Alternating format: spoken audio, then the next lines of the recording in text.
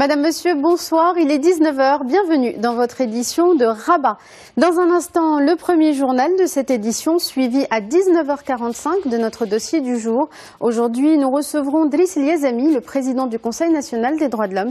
Il nous parlera du forum qui se tient à partir de demain et pour la 6e année consécutive en marge du festival d'Essaouira, un forum des droits de l'homme qui sera entre digital et culture. Et puis nous irons à Essaouira justement à la fin de cette édition pour notre rendez-vous culture. Nous rejoindrons Neila Tazi, la directrice du festival qui souffle cette année ses 20 bougies. Elle nous parlera de la programmation et de l'esprit de ce festival. Mais tout de suite, c'est l'heure de la première édition du journal avec Manal El-Ardari. Bonsoir Manal. Bonsoir Hanan, heureuse de vous retrouver dans Afrique Soir. C'est l'heure du journal de la rédaction. Voici les titres. À la une de l'actualité, le présumé trafiquant de drogue Saïd Chaou a été arrêté aux Pays-Bas. C'est ce qu'a annoncé aujourd'hui le porte-parole du gouvernement marocain, Mustafa Al-Khalfi. Son extradition faisait l'objet d'une tension diplomatique entre le Maroc et les Pays-Bas. Et puis en Irak, la reprise de la ville de Mossoul est probablement une question de jours. C'est ce qu'estime la coalition internationale menée par les États-Unis qui combat Daesh. Les forces irakiennes poursuivent leur offensive dans quelques zones de la ville. Les développements dans quelques minutes.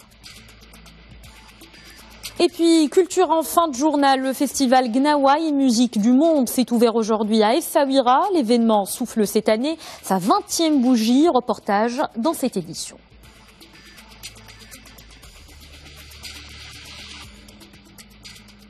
Avant de développer ces titres, sachez que le ministre d'État marocain chargé des droits de l'homme, Stafa Armid, et le ministre de la Justice, Mohamed Oujar, vont tenir des rencontres avec les organisations de défense des droits de l'homme sur les événements d'Al Hoceima. C'est ce qu'a annoncé aujourd'hui à Rabat le ministre délégué chargé des relations avec le Parlement et la société civile, porte-parole du gouvernement Mustafa Al-Khalfi. S'exprimant lors d'un point de presse au terme de la réunion hebdomadaire du Conseil de gouvernement, Mustafa Al-Khalfi a ajouté que ces rencontres, dont la date n'a pas été fixée, seront consacrées à l'examen des différents développements en relation avec les événements d'Al Hoceima et à la coordination avec le Conseil national des droits de l'homme à ce sujet. Au Maroc, toujours un conseil de gouvernement s'est réuni aujourd'hui sous la présidence du chef du gouvernement, Saad Eddine El-Othmani. Et on revient en détail sur cette information dans nos prochaines éditions. On enchaîne maintenant avec un développement important dans le traitement de cette affaire liée au crime organisé. L'ex-parlementaire présumé trafiquant de drogue Saïd Chaou, on en parlait en titre, a été arrêté aux Pays-Bas et sera extradé au Maroc. C'est ce qu'a indiqué aujourd'hui à Rabat le ministre délégué chargé des relations avec le Parlement et la société civile, porte-parole du gouvernement Mustafa Al-Khalfi. Plus de détails dans ce récit de Khadija Hassan. Saïd Chaou, enfin derrière les barreaux après 7 ans d'attente. Le Maroc avait émis en 2010 un avis de recherche pour l'arrestation du présumé trafiquant de drogue, sur lequel pèsent de lourdes accusations. Chaou fait en effet l'objet de 2 mandats d'arrêt internationaux. Le premier émis par la justice marocaine pour association de malfaiteurs, crimes d'homicide et corruption, et le second depuis 2015 pour trafic international de stupéfiants. حيث أخبر المجلس بأن اليوم شهد إلقاء القبض بهولندا. Le ministre des Affaires étrangères nous a informé de l'arrestation aujourd'hui aux Pays-Bas du dénommé Saïd Chaou, et ce dans le cadre de l'application de la loi d'extradition au Maroc pour qu'il réponde aux accusations dont il fait l'objet.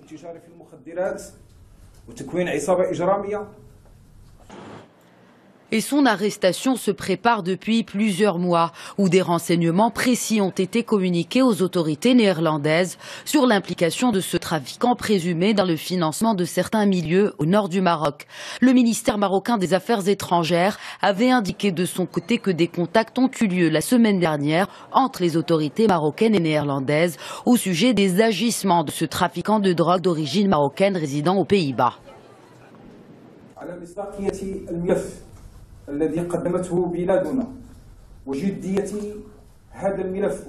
L'arrestation de Chaou constitue une reconnaissance de la crédibilité de la justice marocaine et de la fiabilité des accusations portées par le Maroc contre Chaou. بالمجهودات التي تبذلها بلادنا. Saïd Chaou sera jugé au Maroc conformément à la loi en vigueur. Et cette arrestation conforte le Royaume et son partenaire néerlandais dans leur engagement commun contre le crime organisé. On reste au Maroc et on parle économie. C'est un accord de don d'un montant global de 649 000 $. Le groupe de la Banque africaine de développement et le Centre africain de formation et de recherche administrative pour le développement ont signé aujourd'hui l'accord à Rabat. Objectif, consolider les capacités de formation et d'assistance technique du CAFRAD. Ce don est financé par le Fonds d'assistance technique pour les pays à revenus intermédiaires. Selon la directrice générale adjointe de la BAD pour l'Afrique du Nord, ce don vise à renforcer les capacités du centre pour lui permettre de former un plus grand nombre de cadres publics en matière de gouvernance économique et financière. Pour en savoir plus sur cet accord, je vous propose d'écouter l'éclairage de Madame Yacine Fall, directrice générale adjointe de la Banque africaine de développement pour l'Afrique du Nord. On l'écoute.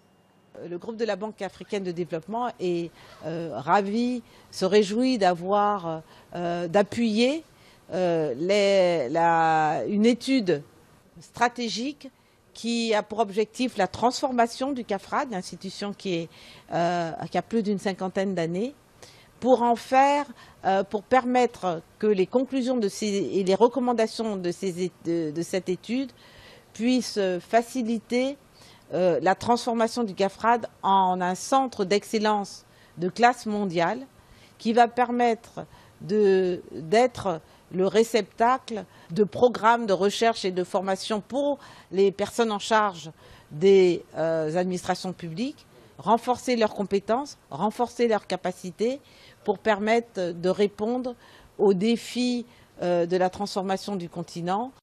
Dans le chapitre politique, cet entretien d'hier entre le président français et son homologue algérien, Abdelaziz Bouteflika, Emmanuel Macron a soumis à Abdelaziz Bouteflika des propositions concrètes pour relancer le processus de paix au Mali, selon l'entourage du président français. C'est le troisième appel téléphonique de Macron à Bouteflika depuis son élection à la présidence de la République. Il a eu lieu à quelques jours du voyage du président français au Mali pour le sommet du G5 Sahel. La situation sécuritaire au Mali et les négociations de paix seront discutées au sommet qui se tiendra dimanche à Bamako. Souvenez-vous, 116 personnes ont péri en 2014 dans le crash d'un avion d'Air Algérie. Aujourd'hui, la compagnie espagnole Swiftair est inculpée. Les juges soupçonnent d'importants manquements dans la formation des pilotes selon des sources proches du dossier. La compagnie de leasing a été mise en examen pour homicide involontaire par maladresse, imprudence, inattention, négligence ou manquement à une obligation de prudence ou de sécurité. C'est d'ailleurs la première mise en examen dans cette affaire. Dans le détail, le crash a été provoqué par la non-activation du système anti-givre des sondes moteurs par les pilotes. C'est le résultat d'une expertise judiciaire rendue en public en décembre dernier. En Irak, maintenant, c'est une grande victoire pour les forces armées. Elles ont annoncé aujourd'hui la reprise aux extrémistes à Mossoul du site de la mosquée Al-Nouri. C'est là où le chef de Daesh a fait en juillet 2014 son unique apparition publique et l'offensive des forces irakiennes se poursuit à Mossoul, la deuxième ville du pays. Khadija Hassan pour les précisions. Le drapeau irakien flotte de nouveau au sommet d'Al-Hadba, le minaret penché de Mossoul. De plus près, c'est un amas de ruines qui reste de l'un des symboles forts de Daesh, la grande mosquée Al-Nouri, la même où le chef du groupe terroriste avait proclamé son califat en 2014 et réduit en cendres. En s'emparant de ce symbole, l'armée irakienne porte un coup dur à Daesh au cœur de son autoproclamée capitale, Mossoul.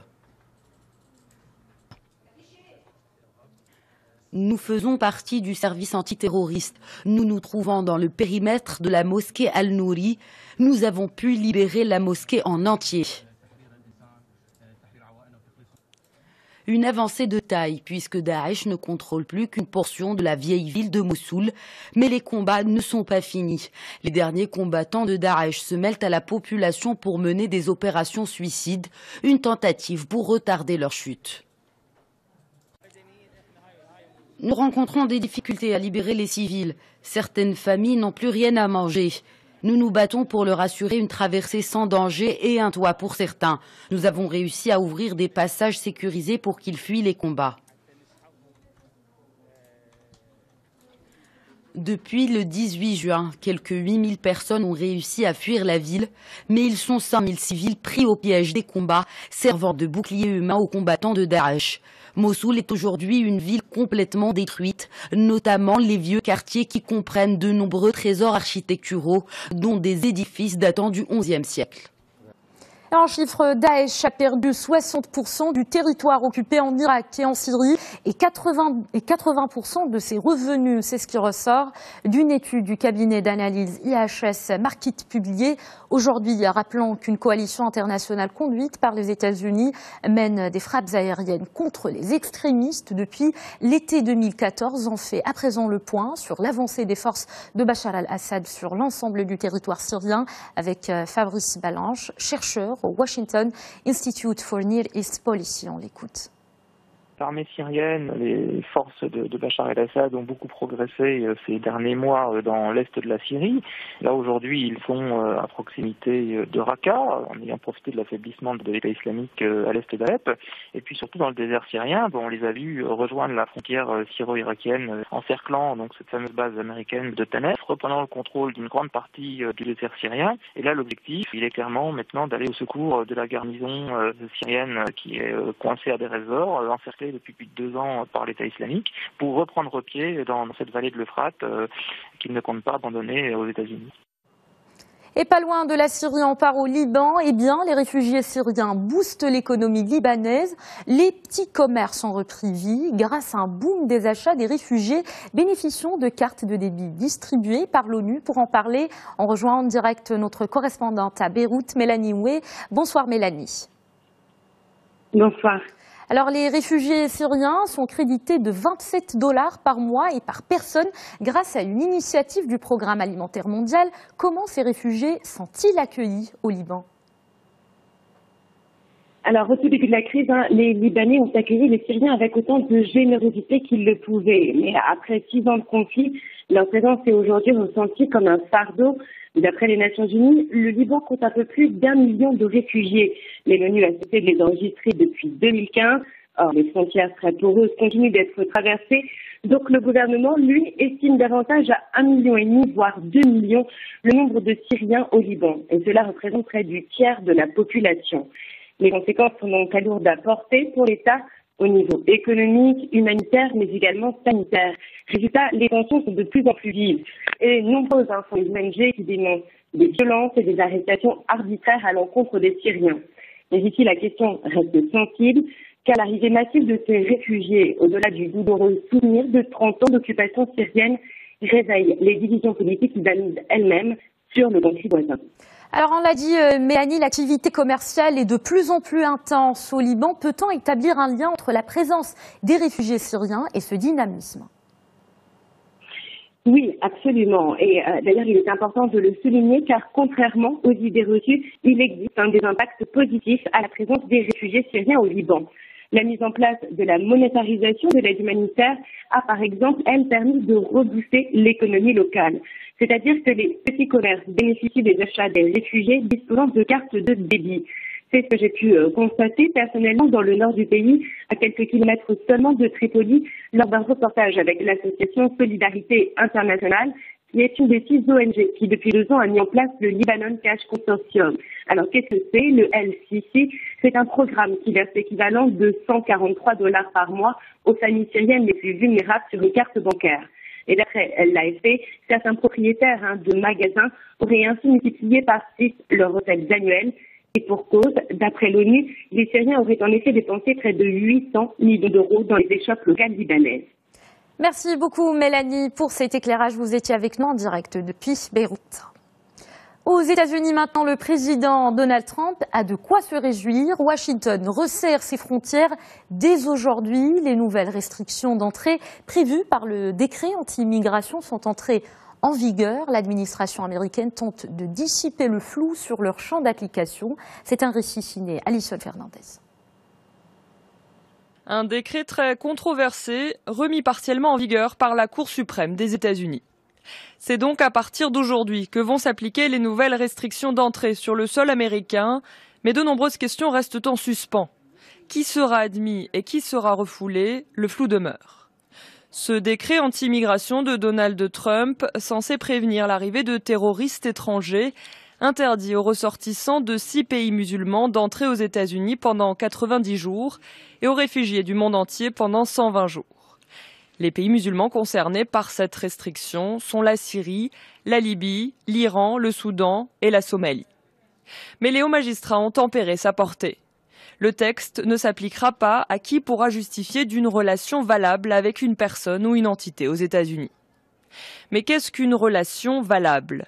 Les experts redoutent une multiplication des procédures autour de l'interprétation de cette notion et un déluge d'actions en justice. Ce resserrement des frontières était l'une des mesures phares de campagne de Donald Trump, mais après une série de réactions outrées tout autour de la planète, le premier décret avait été suspendu le 3 février dernier par un juge fédéral, tout comme l'avait été la deuxième mouture du texte en mars. Ce lundi, la Cour suprême a annoncé qu'elle examinerait en audience la seconde version du décret migratoire en octobre prochain. Mais à ce moment-là, l'enjeu pourrait bien être plus que théorique, car les mesures s'appliqueront déjà. Cette décision offre au président américain une chance d'emporter une victoire judiciaire finale, venant annuler les camouflets subis. Allez, de la culture dans ce journal, c'est un rendez-vous artistique très attendu, le festival Gnawa et musique du monde d'Essaouira au Maroc. Son coup d'envoi a été donné aujourd'hui. L'événement souffle cette année sa 20e bougie. Au menu, vous avez rendez-vous avec plus de 30 concerts assurés par une centaine d'artistes. L'équipe de Médien TV était hier sur place. Moulay El Hassan aux côtés de la troupe Band of Gnawa pendant leur balance. C'est un reportage signé Ilham Brada et Hayat Ziani. C'est parti donc pour une nouvelle édition, la 20e plus précisément. La place Moulay Hassan vibre déjà aux premières notes de musique avant le coup d'envoi ce soir. L'équipe du festival a mis les bouchées doubles pour honorer la musique gnawi intimement liée à la religion.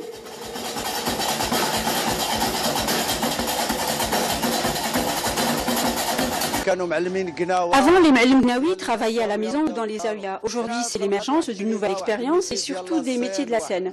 Cette musique a conquis un nouveau public ici et à l'international. C'est un bel acquis pour Tegnawi.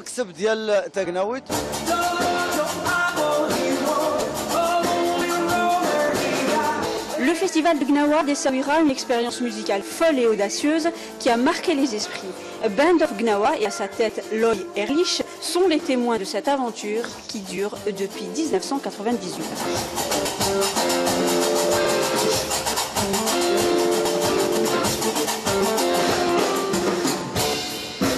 J'étais loin d'imaginer que tout ça pourrait se passer, que les Gnawa seraient sur des grandes scènes, qu'il y aurait des fusions comme on les fait maintenant. Bon, mais c'est ça qui est bien dans la vie, on ne peut jamais savoir ce qui va arriver. Mais en tout cas, les Gnawa, oui, c'est une belle chose que cette musique profonde, puissante, puisse perdurer dans un monde où justement toutes les traditions ont tendance à se perdre.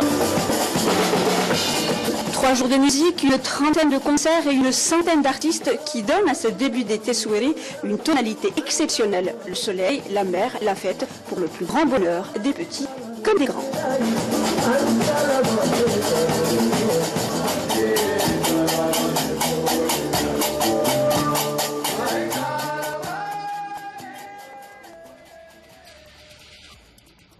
Voilà pour cette édition. Merci de l'avoir suivi. Le JT de l'économie, c'est dans quelques instants avec Oumaima Sibila tout de suite.